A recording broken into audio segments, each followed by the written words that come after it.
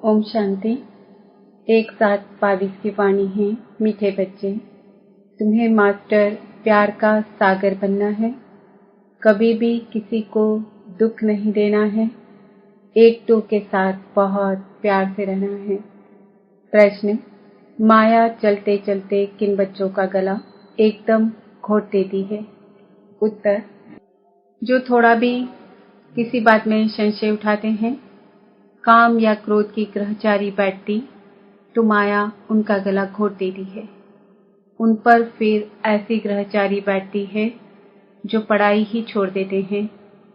समझ में ही नहीं आता कि जो पढ़ते और पढ़ाते थे वह सब कैसे भूल गया। बुद्धि का ताला ही बंद हो जाता है। गीत तू प्यार का सागर है। ओम शांति। यह बाप की महिमा है और बच्चे जानते हैं कि भगत लोग तो ऐसे ही गीत गाते हैं। तुम बच्चे जानते हो कि बाप कितना प्यार का सागर है। सब पतितों को पावन बनाते हैं, सब बच्चों को सुखधाम का वर्षा देते हैं। तुम समझते हो हम वर्षा ले रहे हैं। आधा कल्प जब माया का राज्य है तो ऐसा प्यारा बाप नहीं होता है। बेहद का बाप प्यार का सागर है। प्यार का, शांति का, सुख का सागर कैसे है, यह तुम अभी जानते हो। प्रैक्टिकल में तुम बच्चों को सब कुछ मिल रहा है। भक्ति मार्ग वालों को मिलता नहीं है। वह सिर्फ गाते हैं, याद करते हैं। अभी वह याद पूरी होती है। बच्चे सन्मुख बैठे हैं, समझते हैं बेहद के बाप का ही गायन है। जरूर वह बाप इतना प्यार देकर गए हैं।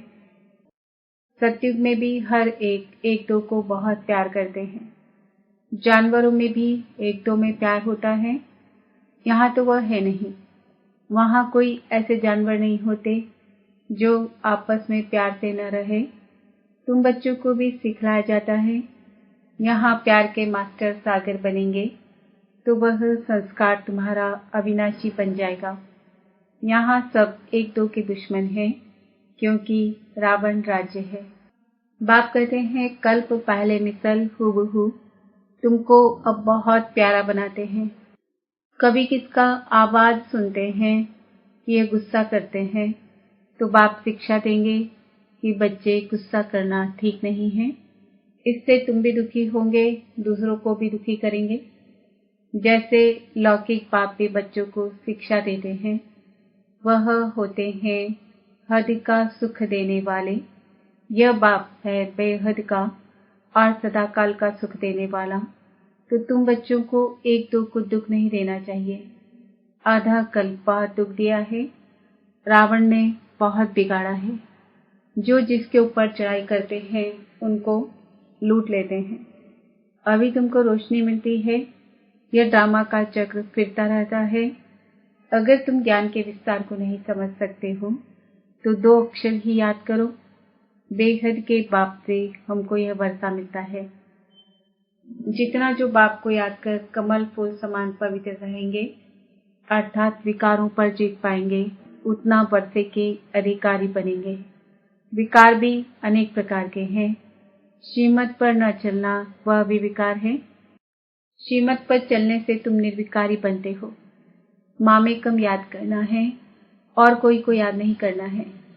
बाप इन द्वारा कहते हैं हे बच्चों, मैं आया हूँ, सबको ले जाने वाला हूँ। हर एक धर्म में नंबरवार है। पोप का कितना मान है।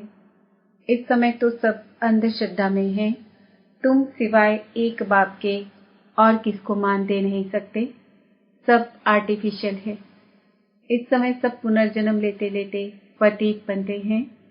जो भी मनुष्य मात्र है उनको पिछाड़ी में पूरा पतित बनना ही है। पतित पावन नाम कहते हैं परंतु डिटेल में समझते नहीं है। यह पतितों की दुनिया है तो उनका क्या मान होगा। जैसे पोप है, फर्स्ट, सेकेंड, थर्ड में चलते आए हैं, उतरते आए हैं। उन्हों को नंबरवार दिखाते हैं, फिर भी वह नंबरवार ही अपना पद लेंगे। इस चक्र को तुम अभी अच्छी रीति जानते हो।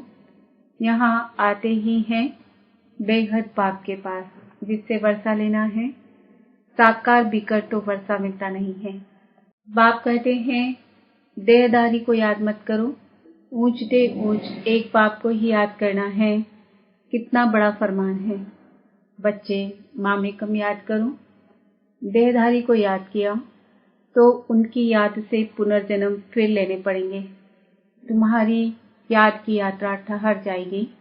विकर्म विनाश नहीं होंगे। बहुत घाटा पड़ जाएगा। धंधे में फायदा भी होता है, घाटा भी होता है।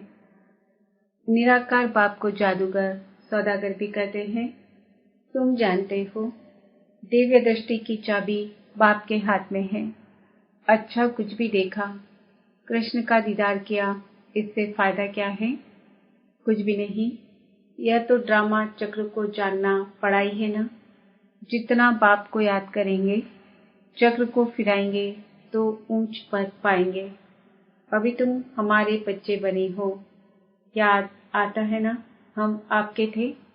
हम आत्माएं परमधाम में रहती थी। वहां कहने की भी बात नहीं रहती है। ड्रामा अपने आप चलता रहता है। जैसे एक मछलियों का खिलौना दिखाते हैं ना, उसमें तार में मछलियां पिरोई रहती है। ऐसा करने से धीरे धीरे नीचे उतरती है। वैसे जो भी आत्माएं हैं, सब ड्रामा की तार में बंधी हुई है। चक्र लगाती रहती है। अब चढ़ती है, फिर उतरने लग पड़ती। तुम जानते हो अब हमारी चढ़ती कला है। ज्ञान सागर बाप आया हुआ है। चढ़ती कला फिर उतरती कला को तुम जान गए हो। कितना सहज है। उतरती कला कितना टाइम लेती है, फिर कैसे चढ़ती कला होती है, तुम जानते हो। बाप आकर पलटा देते हैं। पहले पहले है आदि सनातन देवी देवता धर्म, फिर दूसरे धर्म आते रहते हैं। तुम बच्चे जान चुके हो कि हमारी चढ़ती कला है। उतरती कला पूरी हुई। तमो प्रधान दुनिया में बहुत दुख है। यह तूफान आदि तो कुछ भी नहीं है। तूफान तो ऐसे लगेंगे जो बड़े बड़े महल गिर जाएंगे। बहुत दुख का समय आने वाला है। यह विनाश का समय है। हाय हाय त्राही त्राही करते रहेंगे। सबके मुख से हाय राम ही निकलेगा। भगवान को ही याद करेंगे। फांसी पर चढ़ते हैं तो भी पादरी आदि कहते हैं गॉड फादर को याद करो, परंतु जानते नहीं। अपनी आत्मा को भी यथार्थ रीति नहीं समझते। मैं आत्मा क्या चीज हूँ, क्या पाठ बजाता हूँ, कुछ जानते नहीं हैं। आत्मा है कितनी छोटी, कहते हैं स्टार मिसल छोटी है। आत्मा का साक्षात्कार बहुतों को होता है। बहुत छोटी लाइट है। बिंदी मिसल सफेद लाइट है। उनको दिव्य दृष्टि बिगर कोई देख ना सके। अगर देखते भी हैं तो समझ में नहीं आता है। सिवाय ज्ञान के कुछ भी समझ में नहीं आता। साक्षात्कार तो ढेर होते हैं। यह कोई बड़ी बात नहीं है। यहाँ तो बुद्धि से समझ सकते हो। बाबा यथार्थ रीति ही समझाते हैं। और कोई की बुद्धि में यह बात नहीं है कि हमारी आत्मा में 84 जन्मों का पाठ बंधा हुआ है। जो ब्राह्मण बच्चे बनते हैं, उन्हों को ही बाप समझाते हैं और उन्हों को ही 84 जन्म होते हैं। दूसरे कोई की बुद्धि में बैठेगा नहीं। तुम एक्यूरेट समझते हो कि 84 जन्म का चक्र है। पहले गायन है ब्राह्मणों का। मुख वंशावली ब्राह्मण है ना, यह और कोई नहीं जानते। ब्रह्मा कुमार कुमारियां ऑर्डिनरी बात हो गई है। कोई भी समझते नहीं है। यह संस्था क्या है, यह नाम क्यों पड़ा है। प्रजापिता ब्रह्मा नाम डालने से फिर क्यों का प्रश्न निकल ही जाएगा। तुम कह सकते हो शिव बाबा के बच्चे सब भाई भाई हैं, फिर प्रजापिता ब्रह्मा के बच्चे ब्रदर्स सिस्टर्स हैं। यह समझने से फिर प्रश्न नहीं आएगा। समझेंगे नई दुनिया स्थापन होती है। बरोबर ब्रह्मा द्वारा तुम पतित से पावन बन रहे हो। यह जो रक्षाबंधन आदि मनाया जाता है, यह पुरानी रस्म चली आती है। अभी तुम अर्थ को समझते हो। जो भी यादगार है, सबका तुमको इस समय ज्ञान मिलता है। सतयुग में थोड़े ही रामनवमी मनाएंगे। वहाँ मनाने की बात ही नहीं रहती। वहाँ तो ज्ञान रहता ही नहीं। यह भी पता नहीं पड़ेगा कि हमारी उतरती कला है। सुख में जन्म लेते रहेंगे। वहाँ है योग बल से पैदाइश, विकार का नाम ही नहीं होता है, क्योंकि रावण का राज्य ही नहीं, वहाँ तो संपूर्ण निर्विकारी है। पहले से ही साक्षात्कार होता है, नहीं तो कैसे सिद्ध हो कि एक पुराना शरीर छोड़ दूसरा नया लेते हैं। यहाँ से तुम पहले जाएंगे शांति धाम। बच्चे समझते हैं वह हमारा घर है, उनको ही शांति धाम कहते हैं। वह तो हमारा अथवा बाप का घर है, जिस बाप को याद करते हैं। बाप से बिछुड़े हैं इसलिए याद करते हैं। सुख में तो बाप भी याद नहीं आते, है ही सुख की दुनिया। बाबा अपने धाम में रहते हैं, जैसे कि वानप्रस्थ में चले जाते हैं। दुनिया में तो जब बूढ़े होते हैं तो वानप्रस्थ ले लेते हैं, लेकिन परमपिता परमात्मा को बूढ़ा थोड़ी कहेंगे। बूढ़ा व जवान शरीर होता है, आत्मा तो वही है। आत्मा में माया का परछाया पड़ता है। तुम सब कुछ जान गए हो, आगे नहीं जानते थे। रचयिता रचना का राज बाप ने समझाया है। तुम बच्चे सामने बैठे हो, उनकी महिमा बहुत है। प्रेसिडेंट प्रेसिडेंट है, प्राइम मिनिस्टर है। सबको अपना अपना पार्ट मिला हुआ है। बाप ऊंचते ऊंच गाया जाता है, तो जरूर हमको ऊंचते ऊंच वर्षा मिलना चाहिए ना। कितनी समझ की बात है। जैसे बाप समझाते हैं, बच्चों को भी समझाना है। पहले बाप का परिचय देना है। वर्षा भी बाप से मिलता है। तुम्हारा है प्रवृत्ति मार्ग, तो बुद्धि में चक्र फिरना चाहिए। सर्विस जरूर करनी है। दिन प्रतिदिन बहुत सहज होता जाएगा, तब तो प्रजा वृद्धि हो पाएगी ना। सहज मिलने से सहज निश्चय हो जाएगा। नए नए अच्छे उछलने लग पड़ते हैं, पूरा निश्चय बैठ जाता है। नंबरवार पुरुषार्थ अनुसार सबका पाठ चल रहा है। हर एक सच्ची कमाई करने का पुरुषार्थ कर रहे हैं। सच्ची और झूठी कमाई में फर्क तो रहता है ना। सच्चे रत्न दूर से ही चमकते हैं। आजकल मनुष्यों को पैसे रखने की कितनी मुसीबत है। कहाँ छिपावे, कहाँ रखे। धन पड़ा होगा, समय ऐसा आएगा जो कुछ कर नहीं सकेंगे। तुम बच्चों का भी नंबरवार बुद्धि का ताला खुलता जाता है। कहाँ न कहाँ ग्रहचारी बैठती है, तो कोई न कोई संशय आ जाता है। पढ़ाई ही छोड़ देते हैं, समझ में ही नहीं आता। हम तो पढ़ते थे, पढ़ाते थे, अब क्या हो गया है। थोड़ा भी संशय आने से गला ही घुट जाता है। बाबा में संशय हुआ, विकार में गए तो एकदम कीट पड़ते हैं। काम और क्रोध सबसे बड़े दुश्मन हैं। मोह भी कम नहीं है। ऐसे नहीं कि सन्यासियों को अपनी लाइफ की स्मृति नहीं रहती होगी, सभी स्मृति रहती है। ज्ञानी तू आत्मा बच्चे इशारे से ही समझ जाते हैं। कैसे भोग लगाते हैं, कौन आते हैं, क्या होता है। सेकेंड बाय सेकेंड ड्रामा चलता रहता है। ड्रामा में नूद है, जो कल पहले हुआ था वही करेंगे, मर्ज होगा।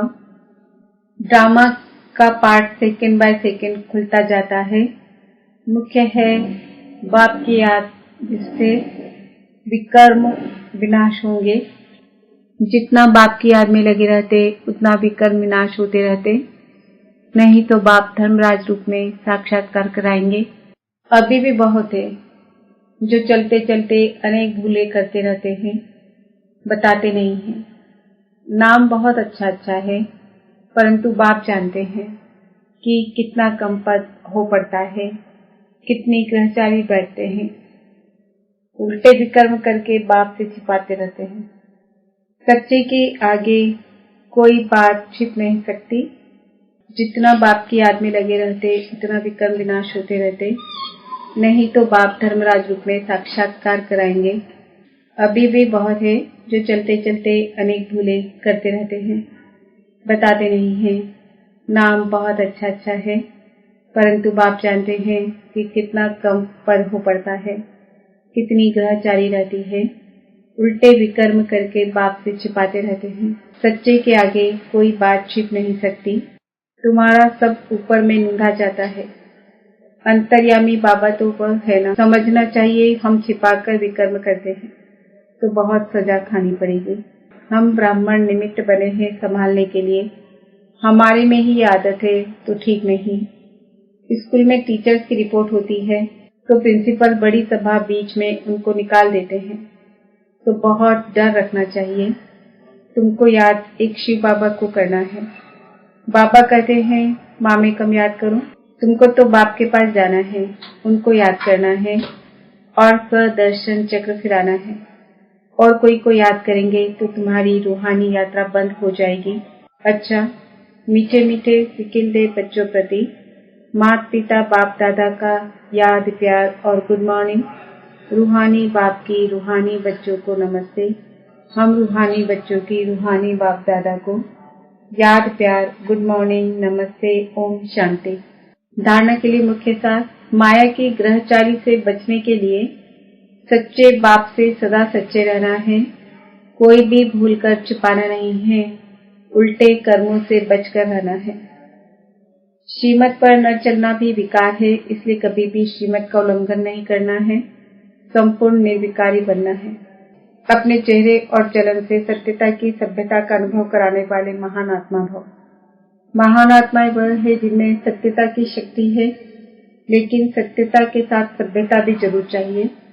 ऐसी सत्यता की सभ्यता वाली महान आत्माओं का बोलना, देखना, चलना, खाना पीना, उठना बैठना, हर कर्म में सभ्यता स्वतः दिखाई देगी। अगर सभ्यता नहीं तो सत्यता नहीं। सत्यता कभी सिद्ध करने से सिद्ध नहीं होती, उसे तो सिद्ध होने की सिद्धि प्राप्त है। सत्यता के सूर्य को कोई छिपा नहीं सकता। स्लोगन, नम्रता को अपना कवच बना लो तो सदा सुरक्षित रहेंगे। आज का सम्मान है, मैं महान आत्मा हूँ। ओम शांति।